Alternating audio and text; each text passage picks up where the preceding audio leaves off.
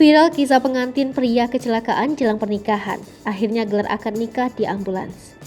Sebuah video yang memperlihatkan momen pengantin gelar akad nikah viral di media sosial. Bagaimana tidak, pasangan ini melakukan akad nikah di dalam mobil ambulans. Kisahnya pun viral setelah diunggah akun TikTok @faresfernandez beberapa waktu lalu. Dalam video, tampak pengantin wanita tersenyum cantik dari dalam ambulans. Ia mengenakan gaun berwarna hijau sambil memegang sesuatu. Sementara itu, mempelai pria terbaring di sampingnya. Meski begitu, mempelai pria juga mengenakan pakaian rapi seperti pengantin. Sambil berbaring, ia membaca secari teks. Terlihat pula sosok penghulu di samping pengantin pria saat ijab kabul. Sontak hal tersebut membuat warganet terkesan. Dilansir dari ohbulan.com via Tribun Trends, pernikahan mereka dilakukan karena kondisi darurat. Berdasarkan narasi yang beredar, mereka harus menikah di ambulans karena semua persiapan sudah dilakukan. Sementara itu, mempelai pria mengalami patah tulang karena mengalami kecelakaan sehari sebelum menikah.